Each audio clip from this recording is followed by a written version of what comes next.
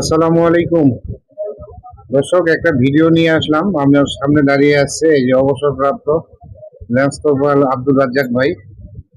2 মাস আগে উনি নাকের পলিপাসের মানে আমার এখানে বিনা অপারেশনও করছিল। তা আমি এখন ভাইয়ের কাছ থেকে শুনবো যে ভাইয়ের এখন কি অবস্থা। আসসালামু আলাইকুম আব্দুর রাজ্জাক ভাই, আপনার যে নাকের আমি পলিপাসটা করে দিলাম মানে বিনা অপারেশনে, আপনার কি এখন নাকের সমস্যা আছে? না, আমার এখন নাকের সমস্যা নাই। একটু জোরে বলেন। আমার এই পলিপাস হওয়ার আগেই নাক মাঝে মাঝে বন্ধ হইতো, কখনো বাম নাক কখনো ডান নাক, আর মাথা ব্যথা সবসময় থাকতো। এখন কি আছে ভাই? হ্যাঁ, পলিপাস করার পর থেকে আমার মাথা ব্যথা সারে গেছে এবং নাকে শ্বাস প্রশ্বাস নিতে আমার কষ্ট হচ্ছে না, ভালো লাগছে। যাক আলহামদুলিল্লাহ, ভাই এখন মাথা ব্যথা নাই।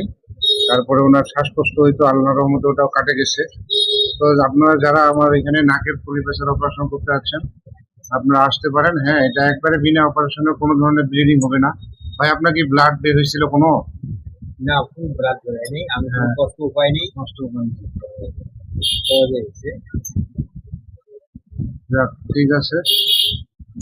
যাক ভাই, আপনাদের যাদের নাকের মাংস বাড়তি আসছে, আপনারা যদি চান আমার এখানে আসতে পারেন। হ্যাঁ, এটা সম্পূর্ণ বিনা অপারেশনে। অনেকে আবার প্রপাকাণ্ড করে যে এসিড, আসলে এখানে এসিড দেওয়ার কোনো সুযোগ নেই।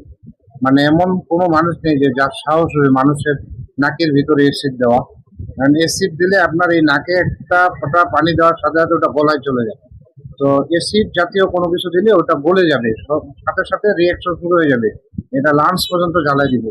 অতএব এখানে এসিড ব্যবহারের কোনো সুযোগ নেই। এটা সম্পূর্ণ একটা জার্মানির মানে ন্যাচারাল মেডিসিন দিয়ে এটাকে আমরা আনি, আনার পরে ল্যাব টেস্ট করে নিই যে এখানে কোনো অ্যাসিড ব্যবহার করা হয়েছে কিনা। কারণ বিপদে পড়লে এত আমি পড়বো, আমি যার কাছ থেকে কিনছি সে তো বিপদে পড়বে না। তো এই জন্য যাই হোক, আপনারা এই ধরনের কোনো সন্দেহ নেবেন না। এই যে আব্দুর রাজ্জাক ভাইয়ের মতো আপনারাও আসবেন, আর সে বিনা অপারেশনে কোনো ধরনের কষ্ট বা ব্লিডিং ছাড়াই এখান থেকে নাকের পলিপাসের অপারেশনটা করে যাবেন। সকলে ভালো থাকবেন, সুস্থ থাকবেন। আসসালামু আলাইকুম।